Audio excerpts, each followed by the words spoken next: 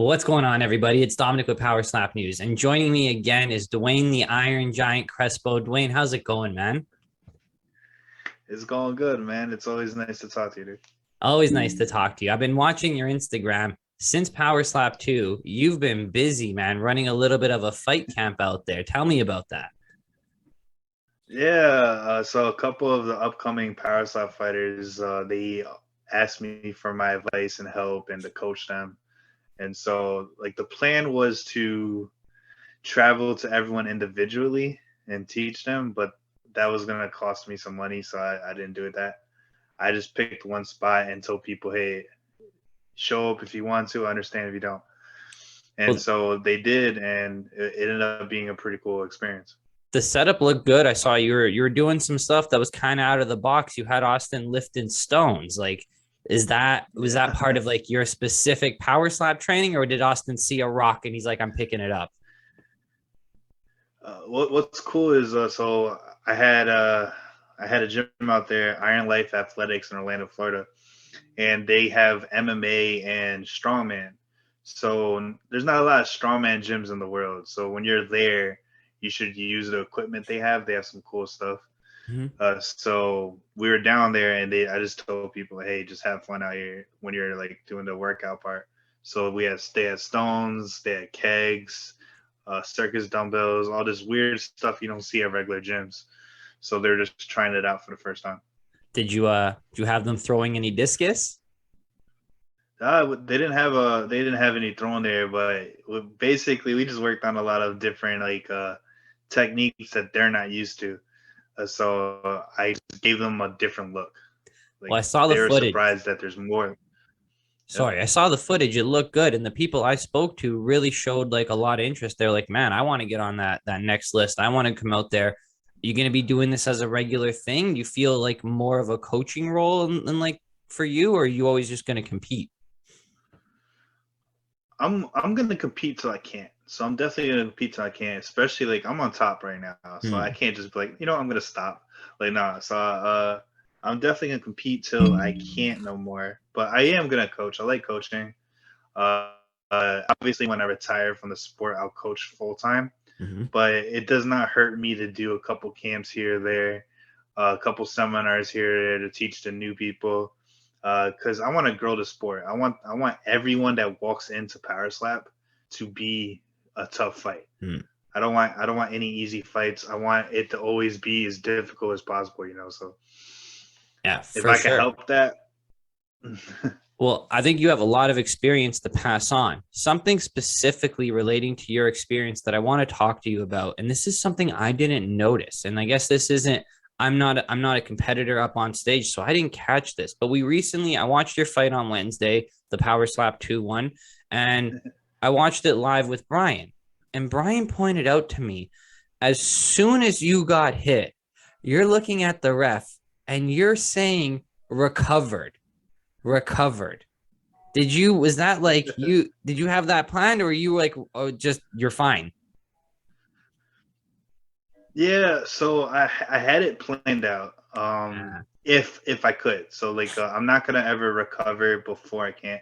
So the rule set is you have a minute to get back in a box and recover. Once you do that, your opponent can't move. They have to set up for defense. So they can't go walk around. They can't do anything. They have to set up and get ready to get hit.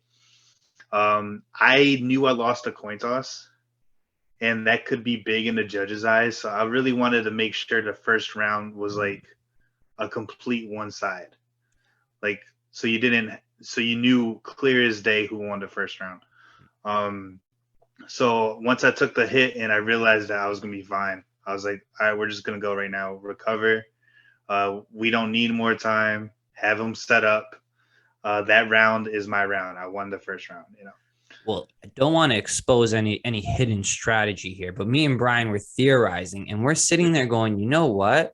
He didn't even give the referees a chance to even let him walk. Like he took control of the situation there and said, I'm not Mm-hmm. stepping out of this box. Even if my legs are wobbly, you don't get a chance to see it. Recovered. Let's go. Mm-hmm. And Yeah. like If that was all if you part could of it. if you could sell it, if you could sell it, that could be a way for you, but you have to sell it because refs know when you're BSing, you know. But yeah, the whole point for me doing that was to make sure that the pace was faster, because when you lose a coin toss, that could be like a judge thing, you know. Mm-hmm. So I just wanted to make sure that first round in everyone's eyes was like, he obviously won no matter what. Yeah, I got the first round knockout, but I'm never thinking first round knockout. I'm thinking ahead of time, you know. You're thinking that if it goes the whole way. So on that note of what the judges are looking for, Jimmy Jumps was out there slapping the wall, saying he was looking for a specific sound. He wanted that clap. Do you think the judges are looking for sound? Is that one of the things they're looking for? No. So I don't think sound. It's definitely damage, and the sound could hype up a crowd, and crowd control could help me judge as well. Um, but like the sound itself, not. I'm not looking at that as a fight. I'm looking for damage, and what they do. But yeah, sometimes you hear something, you hear the crowd go ah, and then the judge is gonna be like, "That was different." Okay. Yeah, crowd reaction is one for sure because we get that in UFC a lot, right? You'll get that the crowd reaction, the judges are looking around like, did I miss something? You know, and that impacts them, right? So that's something else that's 100%. up on that stage. You got a lot of experience, man. I want to keep going with you in the experience. When you're on that stage, what is it for defense without giving away what you're doing? Because we saw some new things this time for defense in PowerSlap 2. Like the defense side really evolved. I'm going to take Cole, for example. He was doing kind of like a hit and walk, and he was kind of walking with the momentum. Is that something you're recommending at your fight camps? Like you want to turn with it? I don't recommend it. Like it does take away the power away. So like that concept, it makes sense. When you roll with it, it takes the power away. I don't recommend it because it looks like you're in pain. So like you might not look like it might not feel like you're getting hit hard, but in the judge's eyes, it looks like you're getting wobbled and taking a step. So I would never willingly give the judges something. I think that's something that in the Cole fight that it hurt him because it came to the first round. Whoever won the first round won the fight. And a couple of the judges didn't really know who won the first round. And he ate the shot, just it didn't look like it to everybody. So I recommend if you're gonna do a roll, just don't walk away right away. Give some eye contact to be like, that didn't bother me, then go. You know, make it clear that you ate the shot first before you go and celebrate. So like own your box, own that space first, show that I'm fine, I'm comfortable here, and then take your walk. I see. Because even if it's 1 second, even if it's just 1 second of you just standing there, that tells me everything I need to know. But he did it like immediately, so it kind of looked like the slap gave him a step, you know. So like even though it's not, it just looked like it. And I hate to lose a fight on, you know, like aesthetic, like it looking a certain way. I get you, right? Speaking of look and feel, right? Brian told me the way that he was standing isn't the way that he felt he was standing. Now, he attributes it to it's one of his first time up on that mat. That mat really wasn't like a wrestling mat. It was really soft and squishy. And then when you do go look at Brian, yeah, he's leaning forward very heavily. He's really giving his chin out there. And Austin doesn't need a big windup. He takes advantage. He takes a nice short windup and knocks him out. What do you tell a new person, like you're helping these new fighters? How do you attribute for this new mat, this marshmallowy, mellow, like memory foam mat? I tell everybody, go test it out. So it's up on weigh-in day. So like it's built on weigh-in day. I would just go on it, go ask them if you could go step on it and just feel for it. Because if the first time you're feeling the mat is in your fight, it's gonna catch you off guard. Especially because like they change it almost every time too, so something's always different in there, and it feels weird when you step on it. So get a feel for it the day before, move around, swing as hard as you possibly can, just figure it out and be like, all right, this is not new. Like I understand. So the only way really is to get on it. You don't got anything you're simulating at home with like a yoga mat on top of something else to kind of like, this is what Never, it's like. Man. Never, but it goes like that in MMA too. Like they always have these cages built either the day before or early the day of. And so if you have the ability to walk on the cage or the stage and just get a feel for it, it's always recommended, man. It's definitely you. I don't want to ever be surprised in there. But let's say if you don't get the time to do it and you walk out onto the stage for the first time, I say immediately walk to the center or as far as they let you Mhm. and try to figure out the feel real quick. But they'll let you the day before for sure. And just get a general feel. Well, speaking of the feel, Have this to. time around, walking up onto that stage, you were stoic, calm, cool, like Iron Giant. You were the Stone Giant up on there, emotionless. Is that just an experience thing now? You're ready for it? Like, how do you tell these new guys not to get scared, not to get in your head, don't get all like, don't get that adrenaline dump before you walk up there? So it's actually a little different for each fighter. I always tell people, like, especially MMA world, to be calm before the fight. If you have your adrenaline before the fight, you're gonna be messed up. It's definitely gonna hurt you in your fight because now you feel weird, jittery, everything. Like you're not gonna be set up in the right spots. So like, never put yourself like in a position where I'm gonna be hyped before the fight starts. So I like always being calm. But this doesn't go for everybody. So I gave advice to Turpin before the fight with Brian, and he is a hype fighter. He's the gets the crowd involved, everything like that. I told him he doesn't have to lose that because it's really cool for the sport. But once you get to the table, you should figure out how to get your energy down. So like if you watch this fight, he's super hyped when he walks in there. He's getting his name called. He's freaking jittery everywhere. But as soon as they called him to the table, he took a second and he just went like. So that's everything I needed to know in the moment that he was gonna be okay. Because And like then he did you finally got yourself calm. Yeah, well that's the showman. That's the showman in him. But he got himself in the right position. So that and that's all you can ask for. You never think you're gonna get in a first round knockout, but you could always put yourself in better positions to succeed in your fight. Well, speaking of that energy, are you telling any of these new guys, hey, when you're on that stage in your moment, you kind of want to do the Austin Turpin, maybe not as drastic as him who got the referee involved, who had to tell him tone it down a little bit, but like have a little bit of like some character flair when you're coming on there? Are you telling them that? Or are you saying, hey, listen, do Yeah, what works best for you? I would say what works best. Like every fighter's not everybody. Like you Mhm. could tell if people try to do the whole gimmick role, it doesn't work out. So if I say be true to what you are, but make sure you're not just standing around. Did I lose you?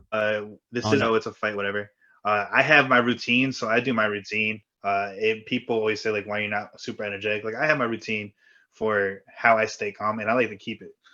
And it helps me win my fights, and I do very well. So I like to keep it, and then in the fight you see different. But um, I love my whole build up stuff. But that's my experience. I keep it the same. You like the bow, be respectful before you step in. Yep. You do the whole keep it as a this is a Yep. sport, nothing against you. We're coming in to compete in competitor mode now.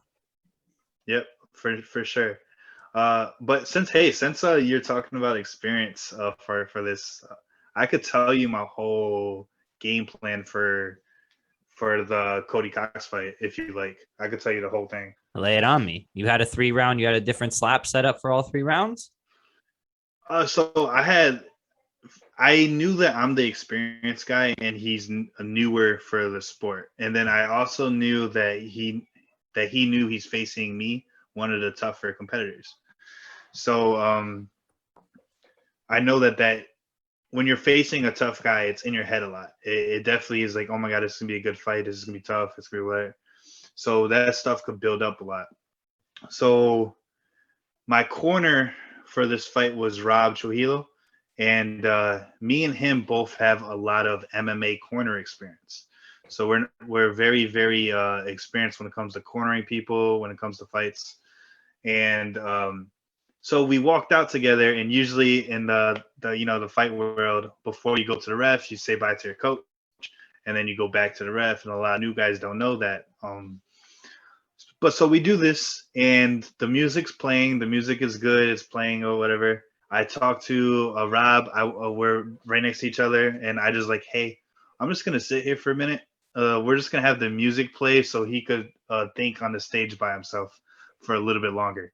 So we're just gonna have him on stage a little longer than he's supposed to by himself, and have him think. And so we just sat there for like 30 seconds, not talking. We're just chilling. And they're like, I think that's long enough. And we walked back onto the stage, just like a veteran thing to do.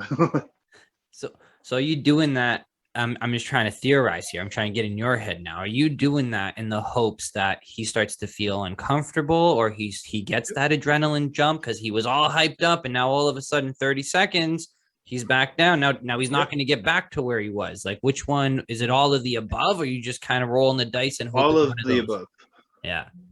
All of the above. So it's too much time in your own thoughts. So if you watch all these the new fighters, they immediately go on stage.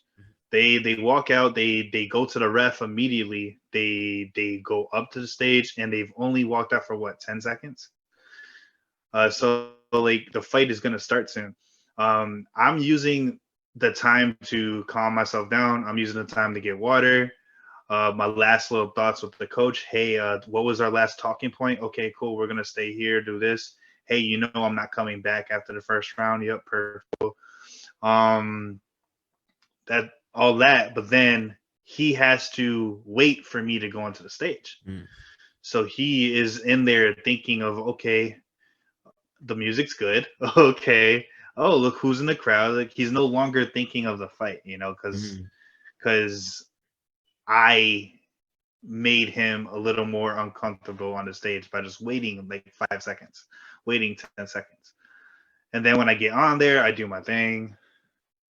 I let the talk, and then I put myself in the best position for these fights, And that's because you're experienced. The lights aren't bothering you. The crowd's not bothering you. This is a new guy. It's his first time there. You know how you felt the first time when you were there, lights and the crowd. He's going through that. You tilted that to your advantage as much as you could. And that's just that comes down to that experience play. So really, this was a lot more than what we saw in the video of just a quick recovered. You really had everything from the walkout to the round 3. So let's pick your brain a little bit more. Let's say this goes to round 2. You walking into your corner, you telling Robert you're coming back for round 2, or did you're staying in the box as often as you could? I just wanted the first round a complete dub. So I never tell you to not talk to your corner. There's something you might not see that they see. So I just knew that the first round, I wanted to make sure that it was complete W, that there's no doubt about it that I won the first round. So me not coming back and me giving a good shot, that's a complete W. I won the first round. Second one, I take the hit. I would make sure I eat it the same, and then I'm just gonna go walk back, get some water, talk to him, see whatever, but not take too much time. Just like 10 seconds, and then come right back, and then do the same thing. The shot, I don't change my shots unless I see that the person has ate the shot completely. So if the shots don't add up, I'll change it. So I thought my first one was a good one. He flinched, so I was gonna get another hit. But that would probably stay the same for the second round too. Like, I'm just in there trying to best my odds. I'm not overthinking it too much. I'm like, okay, cool, that hit damage. Let's do it again. Oh, that didn't give no damage at all. Let's try one more time. But my third round, I'm not doing it again. So like we'll always completely grow as the fight goes on. That's awesome, man. I want to kind of pivot you now from PowerSlap 2. You didn't get knocked out. No medical suspensions, correct? So they have a minimum suspension per fight. It's always going to be that. I had the very minimum, yeah. So I had a 4-day suspension, I think it was like. So that's completely fine. So PowerSlap 3 came quick, but you're good to go. Are we going to see you at PowerSlap 3? Yep. Yeah, you're absolutely gonna see me at PowerSlap 3 for sure. What can we expect from you for PowerSlap 3? I know you got a training camp going on there. Have you been throwing discs, softball? What have you been doing for yourself? Not for the new guys anymore. What have you been doing for yourself to up your game as an experienced slapper? Just staying the same, like I don't want to like change too much. Like if it works, it works. But I've been working more on my neck, because I believe this fight coming up is a defensive fight. There is definitely probably going to go to the person with the best defense. So with that in mind, I've been working that a little bit more than the rest of the stuff, just because I have an idea of how this fight's going to end up. Well, speaking defensively, and you're somebody now I know is thinking 5 levels deep here. Jesse and Amir were having a debate about the beard hiding where your chin is. Jesse was saying, Amir can't find my chin. He doesn't know where it is under my beard. Amir says, I know where your chin is. Are you going to be growing out the beard? Is there any strategy to that? Or are these guys just trying to get in each other's heads a little bit? They're thinking too much. That's the fun stuff. Like they have the beard debate if it takes pain and everything like that. They're thinking way too much. It really doesn't help as much as people think. Sure, a big beard is hard to find a chin if you're just swinging. But if you like measure and you find out where their chin is as you measure, you're gonna be fine. Like it's not like you don't have to think about it too much. And as for like damage control, like I've got knocked out. I had a beard. Frank the Tank, he has a huge beard. He got knocked out. Ron, he's gone to the ground. So I was like, hey, people are thinking too much where they don't have to. Just get better in the sport. Like you're gonna be fine. So what are you training more, neck or chin? I see everyone chewing on those rubber things now. Everyone's trying to like get that chin training. Are you doing that, or are you trying to do more of the neck control so you don't get that kind of snapping? Just neck, and shoulders. So shrugs, anything neck, towel movement for your neck training. I want to be able to flex my neck on impact. So getting used to using those muscles as much as I possibly can. Yeah, so that's the basics of everything. But yeah, obviously there's a lot that goes into stuff. So can you believe it? PowerSlap 3, like it's already the third one. Like, what are your thoughts on where this sport has started and like where it's going? And I'm speaking for the sport PowerSlap specific here, not like slap fighting as a whole, because I know that goes far beyond PowerSlap. I just want to get your thoughts on the PowerSlap progression from January to now kind of thing has been very rapid fire. Where are we going? How long until we're in a stadium here? It's growing fast. Like just like from the beginning, like the qualifiers was in a closed event where the rule set was like they didn't know.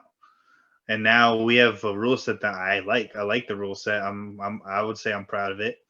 And we're fighting on International Fight Week. Like that's a huge deal. Like this is one of the biggest events of the year, and they're putting PowerSlap in the mix. And so like that's the coolest thing ever. And then obviously it just started, so it's gonna build more and more. We'll have overseas fights. We'll have traveling. We'll fight in different states. The stadium, I feel like that's soon too, because if the people like it, if they travel to somewhere else other than Vegas, they need a place for everyone to be in. So a stadium sounds fine. Like 16,000 fans seems like a very doable thing for PowerSlap. Oh, for sure. The energy at the last one was so much different from PowerSlap 1. PowerSlap 1, I feel like there was a lot of like friends and family there. So the reactions were more like, ooh, and kind of, but this time around, it was like everyone brought their boys, and the Hawaiian energy, the like the Robert fans that were in the crowd, like the super heavyweights that came out, the strong men. Like it was a different vibe out there. Steve with the Nelk boys, like it was really like I could see a stadium really going off on one of these strikes, right? Dude, this sport is so fun to watch live. No one has like you don't get to notice it. It Yeah. obviously is only a tight group has seen it live. It is way different than watching on TV. It it's wow, it's the most fun I've ever had watching a sport, and it's the most fun I've ever had competing in a sport. It's wild, man. It is, man. I really think so. We're going to be there at PowerSlap 3. I don't want to take too much of your time. I don't want to give too much away at PowerSlap 3. If you guys want to find out more, make sure you're following him on Instagram. We'll make sure we'll link it below. But before I let you go, where can the people find you? What do you got going on? Anything new coming down the pipe from you? Do we got training camp? We got a camp I'm signing up for. Am I coming out to train with you guys? I'll say this. I want to do camps, so if people are interested, have them DM me or yourself and get a list of people so I understand where I need to go. Because I love doing it. I really want to do more of them. I don't have a list of people. Like that's Power Slap. I would love to talk to them about getting a list of guys that need training. Mm. So as long as I could build a list, I'll happily do a seminar somewhere. Um, you guys could follow me in all social media at IronGiant_slap. Changed it for the sport. I am full time now, so it's going to be a good time. I would love to keep winning fights, get a belt opportunity soon, and do more training camps to build a sport for sure. Yeah, man. I think a lot of people responded to that content. I know a lot of people that I talked to behind the scenes were like, "Man, how do I get in?" So any way that I can help you out with that, I'll definitely help you out with that. That's awesome, man. I like to see you guys doing that. The footage was awesome. Like seeing you guys train and stuff like that was really fun. It was nice behind the scenes stuff, and it's cool to see you guys get together outside of like, Vegas, right? I thought that was really dope. So keep it up, man. Thought that was awesome. Thank you again so much for your time. We're going to see you PowerSlap 3. We're going to be there. We'll talk to you again in person. Always a pleasure, man. Always a pleasure, man. Thank you so much.